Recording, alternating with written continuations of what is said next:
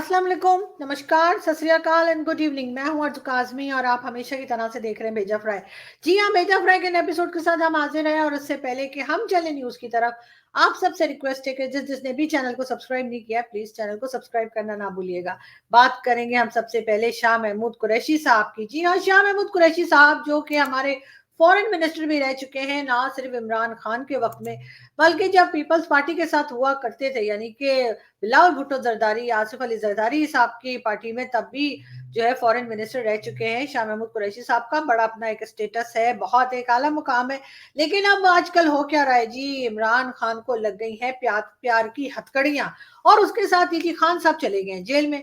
और ये तो आप सब जानते ही हैं कि इमरान खान जेल जा सकते हैं, नवाज शरीफ जेल जा सकते हैं, और अगर नहीं जा सकता तो भला कौन नहीं जा सकता जेल। जी हाँ, हाफिज सईद जिसको K31 ईयर्स की जेल की कहानी सुनाई गई है पाकिस्तान की तरफ से, न जाने किसको मामू बनाने के लिए। लेकिन बहरहाल हाफिज सईद अपने घर में हाउस अरेस्ट है, लेकिन इमरान खान जो है वो जेल में चक्की पीसिंग। और यही कुछ जो है आसिफ अली जरदारी, बेनजीर भुट्टो और नवाज शरीफ साहब के साथ भी हुआ कि वो जेल गए। नहीं जाते जेल तो वो लोग नहीं जाते जिनके ऊपर ठप्पा लगा देती है सारी दुनिया टेररिस्ट होने का। खैर, आज हम हाफिज सईद को डिस्कस नहीं कर रहे, हम बात कर रहे हैं शाह महमूद कुरैशी साहब की। कुरैशी साहब का सब आप लोग जानते ही हैं कि इमरान खान के साथी हैं, वो इमरान खान के टाइम पे फॉरेन मिनिस्टर भी रह चुके हैं। और उसके बाद शाह साहब का अपना एक अंदाज है बात करने का, अपना एक तरीका है चीजों को हैंडल करने का। उनसे बहुत कहा गया कि जी 9 मई की मजम्मत कर दो और इमरान खान का साथ छोड़ दो तो तुम्हें रिहा कर दिया जाएगा, जैसे शीरी मजारी निकली, जैसे असद उमर निकले, जैसे बाकी के लोग निकले। लेकिन शाह साहब जो हैं उन्होंने इमरान खान का बहरहाल साथ छोड़ने से शायद इनकार कर दिया, इसी वजह से आज तक वो जेल में है। और ना सिर्फ जेल में है, अब उनके साथ किस तरह का सलूक किया जा रहा है वो भी हम आपको दिखाते हैं। मैं कोई शाह महमूद कुरैशी साहब या इमरान खान की सपोर्टर नहीं हूँ, लेकिन एज अ जर्नलिस्ट मुझे ये सब कुछ देखकर बहुत बुरा लगा कि पाकिस्तान किस हालों को चला गया है।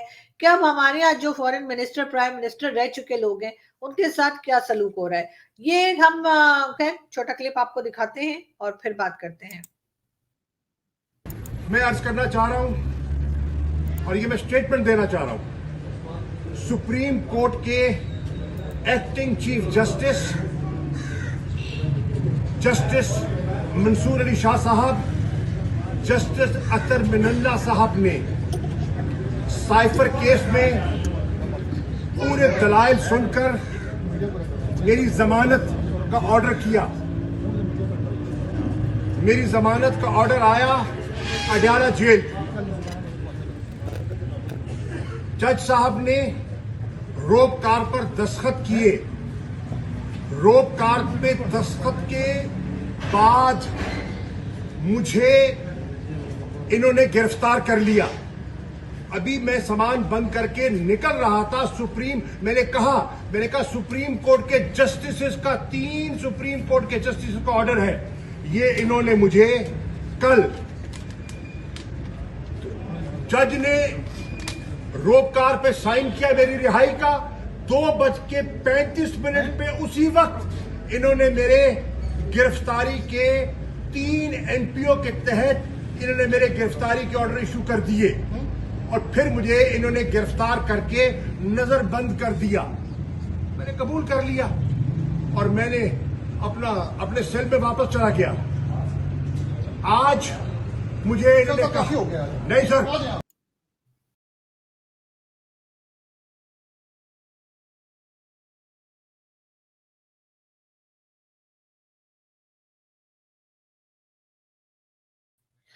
जी, तो ये शाह महमूद कुरैशी साहब थे जिनको आपने देखा कि वो किस तरह से नाराजगी का इजहार कर रहे थे और अपनी बात वो कहना चाह रहे थे मीडिया के आगे, लेकिन उनको बात करने नहीं दी जा रही थी। जब वो बात करने लगे उसी वक्त उनको पुलिस वालों ने दोबारा से सेल के अंदर ले जाकर या वापस उनको बंद करने की कोशिश की। खैर, बीच में थोड़ा सा कनेक्शन टूट गया था और मैं इस वक्त, जैसा कि आप लोग जानते हैं, मैं दुबई में हूँ तो थोड़ा इंटरनेट का थोड़ा प्रॉब्लम है यहाँ पे, लेकिन फिर भी मैं कोशिश करती हूँ कि आपको इस वीडियो का सेकंड पार्ट जो है वो दिखाए जा सके।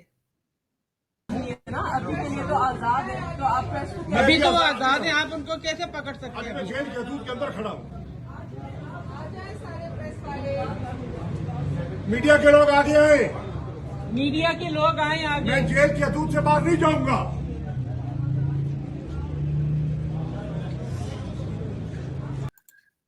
बहरहाल एक ऐसा मुजरिम जो इश्तिहारी हो, जिसने मर्डर्स किए हों, जिसके ऊपर टेररिज्म का इल्जाम हो, शायद उसके साथ भी इस किस्म का सलूक नहीं होता जो शाह महमूद कुरैशी साहब के साथ किया जा रहा था। बहुत अफसोस की बात है। और यकीनन ये सब सारी दुनिया देखेगी, इसलिए कि ये वीडियोस जो हैं ये सिर्फ पाकिस्तान तक ही नहीं है, ये यहीं तक लिमिटेड नहीं है। इन वीडियोस को यकीनन हिंदुस्तान के लोग भी देखेंगे, पाकिस्तान के लोग भी देखेंगे, और सारी दुनिया जहां जहां पर भी थोड़ा बहुत पाकिस्तान को कोई पहचानता है वहां पे ये वीडियोस चलेंगी। शाह महमूद कुरैशी साहब को सभी जानते हैं। शाह महमूद कुरैशी साहब काफी फेमस हैं और फेमस पॉलिटिशियन हैं। और उनके साथ हिलरी क्लिंटन के साथ उनकी कई बार पिक्चर्स आई जिसमें वो हंस बोल रहे हैं उनके साथ। और उनकी काफी ज्यादा जो है सोशल किस्म की पर्सनालिटी है और सोशलाइज करते रहते हैं वो। और इस वक्त उनकी जिस किस्म की वीडियो आई है बहुत अफसोसनाक है, ऐसा नहीं होना चाहिए। और जिस तरीके से अगर आप इस वीडियो को सोशल मीडिया पे सर्च करें तो आपको मिलेगी, और उसमें शाह महमूद कुरैशी साहब को पुलिस वाले धक्के देकर एक तरह से और वैन में बिठा रहे हैं और लेके जा रहे हैं। यकीनन ये बहुत अफसोसनाक बात है। और इमरान खान के वक्त में भी जो है यही हरकतें होती थी, जो अपोजिशन के लोग थे उनके साथ। वही चीज अब इस वक्त जो है, इस वक्त की अपोजिशन यानी कि जो इमरान खान है उनके साथियों के साथ हो रहा है। करने वाला कौन है? करने वाली गवर्नमेंट नहीं है, करने वाले वही लोग हैं जो लाते हैं और ले जाते हैं। और आप सब जानते हैं कि कौन लाते हैं और कौन ले जाते हैं। मगर अफसोस की बात यह है कि ना उस वक्त की गवर्नमेंट ने कोई बात की, जब इमरान खान के टाइम में गलत हरकतें की जा रही थी नवाज शरीफ के साथ, उस वक्त इमरान खान को आवाज उठानी चाहिए थी, इमरान खान ने नहीं उठाई। और इस वक्त वही बात जो है इमरान खान के जाने के बाद इमरान खान की पार्टी के साथ जो कुछ हो रहा है, तो अब इस वक्त की गवर्नमेंट जो है वो भी बिल्कुल खामोश है। काकड़ साहब से तो खैर हमें वैसे कोई उम्मीद नहीं है। काकड़ साहब तो वैसे ही आपको पता है कि एस्टेब्लिशमेंट के बंदे हैं, उठते बैठते कहते रहते हैं कि जी हम तो 300 टाइम्स जो है वो वॉर करने को तैयार है कश्मीर के लिए, और इसी किस्म की दूसरी बातें करते हैं। लेकिन इस वक्त के जो बाकी हुक्मरान है या जो बाकी के पॉलिटिकल पार्टीज हैं, जिसमें के नवाज शरीफ साहब शामिल हैं, आसिफ अली जरदारी हैं, मौलाना फजलुर रहमान है और कई दूसरे हैं, उनको यकीनन इस बात के ऊपर आवाज उठानी चाहिए और कहना चाहिए कि ये सब कुछ गलत हो रहा है। बहरहाल हम आगे बढ़ते हैं। हम एज अ जर्नलिस्ट हम आवाज उठाते रहेंगे। और शाह महमूद कुरैशी साहब के लिए जितने भी जर्नलिस्ट हैं, जितने भी मेरे साथ के साथी जर्नलिस्ट हैं, वो यकीनन सोशल मीडिया के ऊपर भी आवाज उठाएंगे, हम लोग वीडियोस भी बनाएंगे, और जो हमारे बस में हुआ हम करेंगे। हमारी बड़ी लिमिटेड सी एक अप्रोच होती है, हमारी बड़ी लिमिटेड सी ताकत होती है जर्नलिस्ट की। उससे ज्यादा सभी जानते हैं कि हम कुछ नहीं कर सकते, लेकिन जितना हम कर सकेंगे उतना हम जरूर बात करेंगे और जरूर आवाज उठाएंगे। यकीनन बहुत से लोग जो हैं वो यहाँ पे जो बात की जाती है कि जी बड़ी डेमोक्रेसी चल रही है और बड़ा जी अमन है, सिविलियन गवर्नमेंट है, फौज का कोई अमल दखल नहीं है, एजेंसीज कुछ नहीं कह रही हैं, पाकिस्तान में सब अपनी मर्जी से काम कर रहे हैं, तो ये सब कुछ देख के आपको अंदाजा हो ही रहा होगा कि जो स्टेटमेंट्स आती हैं वो कितनी सच्ची हैं और उनका क्या हाल है। बहरहाल हम बढ़ते हैं आगे और हम अगली न्यूज की तरफ चलते हैं। हम आपको ये बताते चले जी, उमर अब्दुल्ला साहब आपको दिखाई दे रहे हैं। जी हाँ, कश्मीरी लीडर, यानी कि जो हिंदुस्तान के पास कश्मीर है उसकी लीडर है। इनका कहना ये है कि अगर हिंदुस्तान ने पाकिस्तान से बात ना की तो कश्मीर की हालत गजा जैसी हो जाएगी।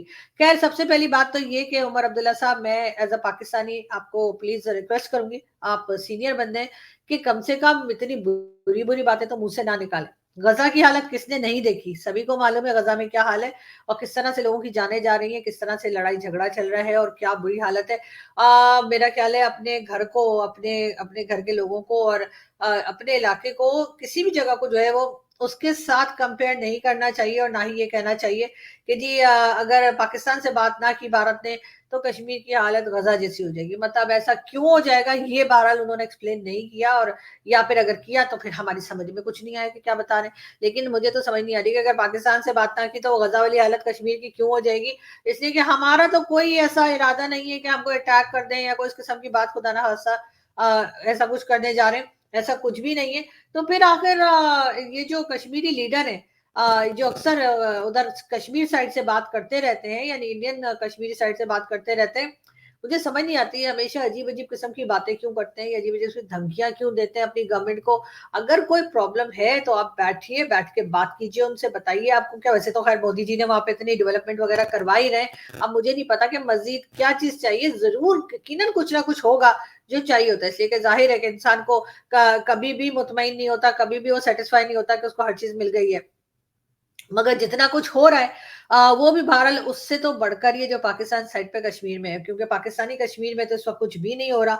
और ना हम कोई डेवलपमेंट का काम कर रहे हैं, ना हम कोई रोड बना रहे हैं, ना कोई हम हॉस्पिटल बना रहे हैं, ना यूनिवर्सिटी, ना कॉलेज, ना कुछ। लेकिन वहाँ इंडियन साइड कश्मीर में हम देख रहे हैं कि बहुत कुछ काम हो रहा है। लेकिन फिर भी अगर वहाँ के लीडर जो हैं वो इतना शोर मचा रहे हैं और वो कहते हैं कि जी पाकिस्तान से बात करें नहीं तो गजा बन जाएगा, इतनी बड़ी बात उन्होंने की है, तो यकीनन उसके पीछे कोई वजह होगी। और वो क्या वजह है फिलहाल तो मुझे समझ नहीं आ रही। अगर आप में से किसी को समझ आए तो कमेंट्स में लिख दिएगा, ताकि मैं भी थोड़ा सा अपने आप को एजुकेट कर लूं और मुझे पता लगे कि आखिर आप क्या के कश्मीरी लीडर इस किस्म की बात कर क्यों रहे। यकीनन कोई ना कोई रीजन होगा उसके पीछे, लेकिन क्या वो रीजन वैलिड है? क्या वो रीजन जो है वो वाकई में ऐसा है कि जिसके ऊपर बात की जाए या जिसको अंडरस्टैंड किया जाए या जिसको माना जाए? ये तो तभी होगा जब वो रीजन हमें पता लगेगा। लेकिन खैर फिलहाल आगे बढ़ते हैं। हम आपको ये देखें, आपको नजर आ रही जी शहबाज शरीफ साहब के बेटे हैं हमजा शहबाज। जी हाँ, इनका कहना है मियां साहब पार्टी में काम करने वालों को नजरअंदाज किया जा रहा है। खामोशी की एक जुबान होती है लेकिन इसको कोई सुनने वाला और समझने वाला नहीं है। मुश्किल वक्त में पार्टी के साथ खड़ा रहने वालों को अब नजरअंदाज नहीं करना चाहिए। जी हाँ, ये कहना है हमजा शहबाज का, जो कि शहबाज शरीफ साहब के बेटे हैं, जो हमारे पहले प्राइम मिनिस्टर रह चुके हैं और नवाज शरीफ साहब के छोटे भाई भी हैं। उनका कहना ये है कि जी जो लोग पार्टी के साथ हैं, पार्टी के साथ काम करते हैं, उनको जी निगलेक्ट किया जा रहा है, उनको छोड़ के शायद किसी और को मियां साहब टिकट दे रहे हैं। ये बात भी की जा रही थी कि नवाज शरीफ साहब की पार्टी में इस वक्त जो अमीर अमीर लीडर हैं, यानी जिनके पास पहले ही बहुत पैसा है, उनकी बेगमात को टिकट दिए जा रहे हैं। अब यानी कि उनकी बेगमात को भी असेंबली में पहुंचा दिया जाएगा। एक तरफ तो आप देख ही रहे लश्कर जंगवी और हाफिज सईद और इस किस्म के अनमोल रतन जो है, उनकी पॉलिटिकल पार्टीज के नाम बदलकर उनको इलेक्शन लड़ने के लिए जो है इजाजत मिल गई है। इसका मतलब है कि हर 2 सीटें छोड़कर, हर 2 सीट्स वो जो लगी होती है ना असेंबली के अंदर, उसके बाद एक कोई ना कोई, आपको पता है कि कोई ना कोई ऐसा कोई बैठा होगा जो कि ना कह रहा होगा कि चलो भाई डॉन बैठे होंगे वहां पे। सारे डॉन जो पाकिस्तान में रहते हैं वो सबके सब जो है वो असेंबली में पहुंच जाएंगे। और इसमें पाकिस्तान को कोई शर्मिंदगी नहीं है, यानी पाकिस्तान ना घबरा रहा है, ना पाकिस्तान इसको रोकने की कोशिश कर रहा है, ना ही किसी ने अभी तक कोई ऐसा स्टेटमेंट दिया है कि नहीं नहीं जी हम तो लश्कर जंगवी और हाफिज सईद और इस किस्म के लोगों के रिश्तेदारों को या उनकी पॉलिटिकल पार्टी को इलेक्शन में हिस्सा लेने की इजाजत नहीं दे रहे। ऐसा स्टेटमेंट अभी तक कहीं से नहीं आया है। तो इसलिए मेरा ख्याल है कि ऐसा होने जा रहा है। और ऐसे एक दो लोग नहीं है, ऐसे बहुत सारे लोग हैं जिनको ये कहा गया है, जिनको परमिशन दी गई है कि वो इलेक्शन में हिस्सा ले। वैसे तो मुझे समझ नहीं आती है पाकिस्तान में इलेक्शन होता क्यों है। अरे भाई ये तो सभी को मालूम होता है पहले से कि कौन आ रहा है कौन जा रहा है, तो भाई आप लोगों को क्या जरूरत पड़ी इलेक्शन कराने की? पैसा बचाओ और बस अनाउंसमेंट कर दो जी, फलाना फलाना फलाना ABCD, ये सब आपके जो है वो मंत्री आ गए हैं और जी बस जी कार्रवाई शुरू कीजिए, असेंबली शुरू कीजिए, कोई इलेक्शन की जरूरत नहीं। लेकिन खैर दुनिया को भी तो दिखाना है, नौटंकी भी किसी चिड़िया का नाम है। खैर हम आगे बढ़ते हैं और ये हम आपको दिखा दें, PTI को बल्ले का निशान वापस मिल गया।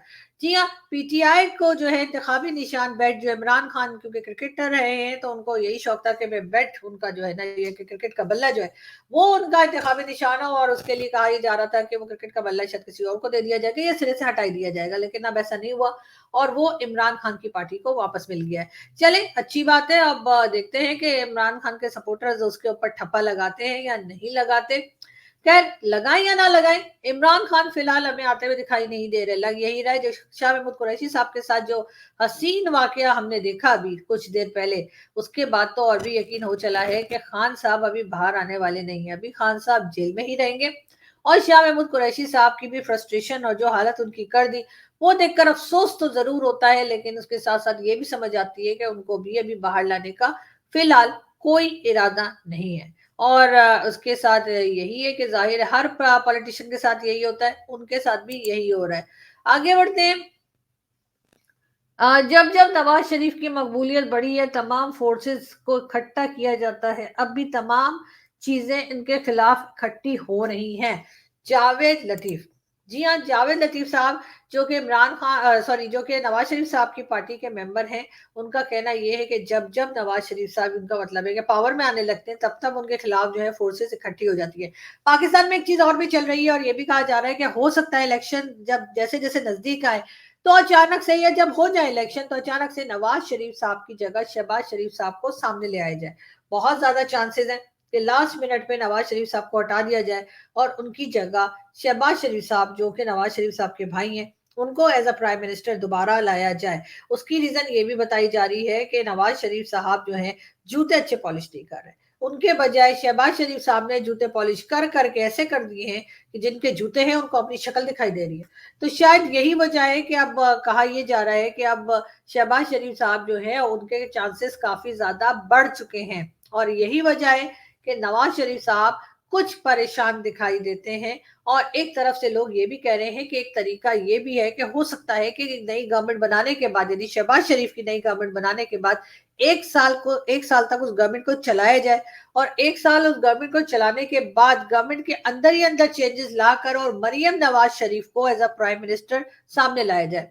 ये बात भी की जा रही है, यानी कि ये भी इम्कानात में है, ये भी चांसेस हैं कि ऐसा हो जाए कि पहले तो शहबाज शरीफ साहब आए एज अ प्राइम मिनिस्टर और उसके बाद एक साल काम करने के बाद शहबाज शरीफ साहब को रिप्लेस कर दें मरियम नवाज शरीफ, जो कि नवाज शरीफ साहब की बेटी है और साथ साथ शहबाज शरीफ साहब की भतीजी है। तो हो सकता है कि मरियम नवाज जो है वो रिप्लेस कर दी जाए और उनको, शहबाज शरीफ साहब को हटा के और मरियम नवाज को प्राइम मिनिस्टर बना दिया जाए। हर तरह की बातें चल रही हैं, किस बात पे यकीन करें किस पे ना करें ये तो खैर बड़ा ही मुश्किल सवाल है। लेकिन बार जैसे जैसे जो न्यूज आ रही है हम आप तक पहुंचा रहे हैं, फिर आगे आपकी मर्जी, आपकी किस्मत के क्या होता है क्या नहीं होता। लेकिन बहरहाल मुझे वो दूसरी वाली कहानी में थोड़ा दम लग रहा है। मुझे ऐसा लग रहा है कि वाकई में जो है वो शहबाज शरीफ साहब आएंगे, उसके बाद एक साल शहबाज शरीफ साहब जलेबियां बनाएंगे और उसके बाद उनको कहा जाएगा कि बेटा निकल जाओ, और उधर से आ जाएंगी मरियम नवाज, क्योंकि उनकी भी तैयारी पूरी है। लेकिन उस सब बीच में बिलावल भुट्टो जरदारी का क्या होगा, ये बात अभी तक किसी ने नहीं सोची और ना ही बताई है। लेकिन बिलावल साहब की स्टेटमेंट पे स्टेटमेंट आ रही है कि वो पूरी तरह से तैयार है, वो हर तरह से तैयार है गवर्नमेंट संभालने के लिए, मुल्क चलाने के लिए और सब कुछ काम के लिए वो बिल्कुल तैयार है। लेकिन स्टैब्लिशमेंट जो है वो एकदम खामोश है।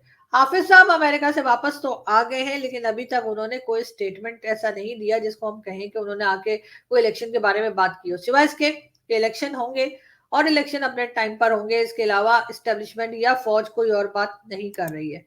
आगे बढ़ते हैं हम जी। पीटीआई की रहनुमा जरताज गुल के कागजात नामजदगी मुस्तरद। इसके साथ साथ जरताज गुल के जो लॉयर हैं उनको भी, मेहर फदा हुसैन को अगवा कर लिया गया। जी हाँ, जरताज गुल जो इमरान खान की पार्टी पाकिस्तान तहरीक इंसाफ की मेंबर है, उन्होंने भी इलेक्शन लड़ने के लिए अपने पेपर जमा कराए थे जो कि रिजेक्ट हो गए। और कहा यह जा रहा है कि जो इनके लॉयर हैं उनको जी किडनैप कर लिया है। किसने किडनैप कर लिया है पता नहीं, लेकिन बहरहाल ये खबर जो है वो चल रही है। और जरताज गुल साहिबा जो है वो अब इसका मतलब इलेक्शन में हिस्सा नहीं ले सकेंगी क्योंकि उनके पेपर जो है वो रिजेक्ट हो गए। खैर जब पिछली बार ये मिनिस्टर बनी थी तो भी कोई खास सच कोई नुमाया कारनामा तो उन्होंने नहीं किया था, सिवाय इसके कि वो हर चीज का क्रेडिट इमरान खान को दे देती थी। और उनका ये भी कहना था कि जी जो बारिश होती है पाकिस्तान में वो भी इस वजह से होती है क्योंकि खान साहब की हुकूमत है। ये भी उनकी एक स्टेटमेंट थी किसी पॉलिटिकल रैली में जो बहुत ज्यादा फेमस हुई थी या बहुत ज्यादा वायरल हुई थी। फेमस तो खैर नहीं कहना चाहिए, बहुत ज्यादा वायरल हुई थी। मगर खैर इस किस्म की चीजें वो बोला करती है। मगर अभी इस वक्त ये कहा जा रहा है कि उनको जी मना कर दिया गया है कि वो बिल्कुल हिस्सा नहीं ले सकती हैं इलेक्शंस में। और पता नहीं लॉयर को किस चक्कर में किडनैप किया है, ये वैसे हैरत की बात है, मुझे खुद समझ नहीं आ रही कि चले इनके पेपर तो रिजेक्ट कर दिए, सब कर दिए, लेकिन आखिर इनके साथ इनके लॉयर को उठा के कहाँ ले गए वो बात अभी तक किसी ने बताई नहीं है, ना भाई लोग ने और ना ही किसी और ने। खैर यहाँ से हम आपको जो है वो एक और न्यूज की तरफ लेकर चलते हैं, लेकिन उससे पहले हम आपको ये बता दें कि जी राजनाथ सिंह साहब, जी हाँ, और सॉरी सबसे पहले मैं माजरत चाहूंगी कि मैंने होम मिनिस्टर बता दिया था इनको, ये डिफेंस मिनिस्टर है। और उन लोगों का बहुत शुक्रिया जिन्होंने करेक्शन की थी, क्योंकि आप लोगों के मिनिस्टर्स जो है ना वो हम लोग भूल जाते हैं कभी कभी कि ये कौन से होम मिनिस्टर हैं और कौन से जो है वो आपके डिफेंस मिनिस्टर हैं। तो एनीवे राजनाथ सिंह साहब जो है उन्होंने भी कश्मीर को लेकर और पाकिस्तान को लेकर स्टेटमेंट्स दी हैं। अब उसके ऊपर हम सोच रहे हैं कि हमारे यहाँ से क्या जवाब दिया। अभी तक फॉरेन ऑफिस की तरफ से कुछ कहा नहीं गया है, लेकिन बार बार भारत की तरफ से कश्मीर के इशू को उठाया जा रहा है और कश्मीर पे बात की जा रही है। कभी वहां पर किसी अटैक की बात की जाती है जो पिछले दिनों हुआ था, जिसमें 4 फौजी जवानों की जाने गई थी, और इसी तरीके से बाकी चीजों के ऊपर भी बात होती रहती है। लेकिन पाकिस्तान इस वक्त कश्मीर के मूड में नहीं लग रहा, बिल्कुल खामोश है। कोई तरह का जवाब या कोई तरह का रिप्लाई या कोई बात नहीं की जा रही। जैसे ही करेंगे हम आपको सबसे पहले बताएंगे। यहाँ से हम चलते हैं, आपसे मुलाकात होगी नेक्स्ट वीडियो में। अपना बहुत सारा ख्याल रखिएगा, हंसते रहिए, मुस्कुराते रहिए और हमारे चैनल को सब्सक्राइब करना ना भूलिए।